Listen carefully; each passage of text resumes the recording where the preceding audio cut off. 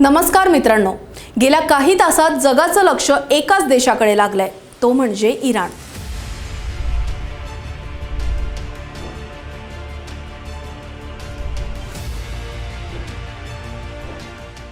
इराणचे सर्वोच्च नेते अयातुल्ला अली खामेनी यांचा मृत्यू झाला आहे। अमेरिका आणि इस्रायलने मिळून केलेला एक भयानक लष्करी प्रहारानंतर त्यांचा मृत्यू झाला आहे।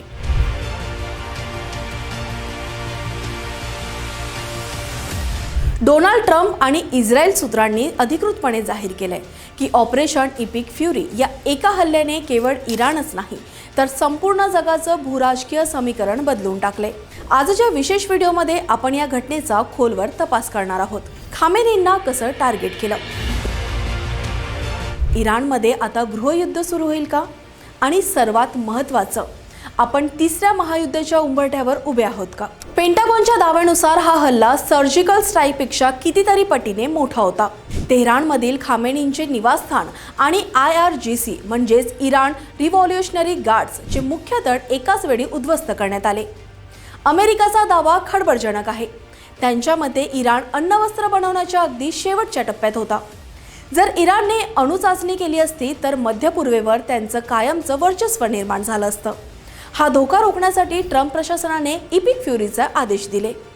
या हल्ल्यात हायटेक बंकर बस्टर बॉम्बचा वापर करण्यात आला, ज्याने जमिनीखालील गुप्त तळांनाही धूळ चारली। खामेनी हे केवळ नेते नव्हते, ते इराणचे आत्मा मानले जातं। 1989 पासून त्यांनी इराणला एक कट्टरपंथी इस्लामिक रिपब्लिकच्या रूपात बांधून ठेवलं होतं।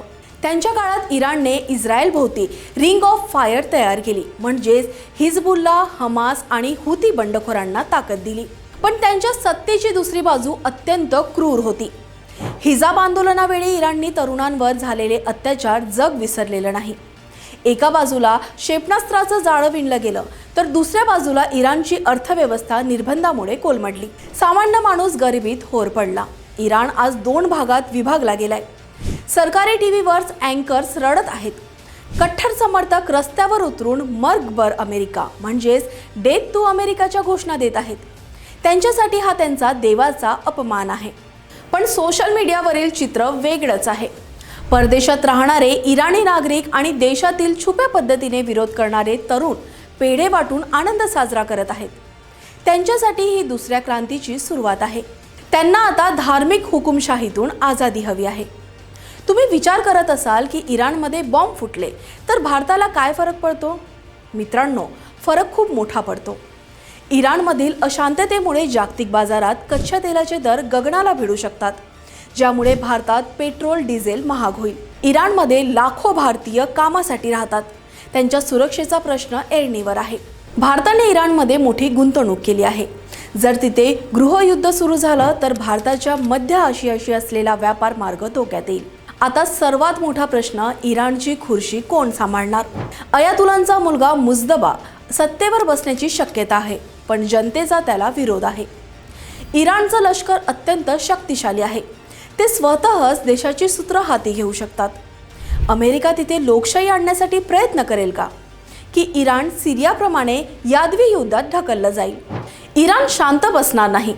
जर इराणने रिव्हेंज म्हणून इस्रायल किंवा अमेरिकन तळांवर क्षेपणास्त्र हल्ला केला तर रशिया आणि चीन शांत बसणार का? पुतिन आणि शी जिनपिंग यांची भूमिका या युद्धाला जागतिक स्वरूप देऊ शकते। जर हे युद्ध भडकलं तर आपण तिसऱ्या महायुद्धाच्या पहिल्या टप्प्यात असू शकतो। मित्रांनो, 28 फेब्रुवारी 2026ची ही घटना केवळ एका नेत्याचा अंत नाही तर एका युगाचा अंत आहे। इराणमध्ये शांतता येईल की अधिक अराजकता? अमेरिका आपला हेतू साध्य करण्यात यशस्वी होईल का? तुम्हाला काय वाटतं? कमेंट्समध्ये तुमचं मत नक्की सांगा। ही माहिती महत्त्वाची वाटली असेल तर व्हिडिओला लाईक करा आणि अशा सखोल विश्लेषणासाठी आपल्या चॅनलला सबस्क्राईब करायला विसरू नका। भेटूया पुढच्या व्हिडिओत। जय हिंद, जय महाराष्ट्र।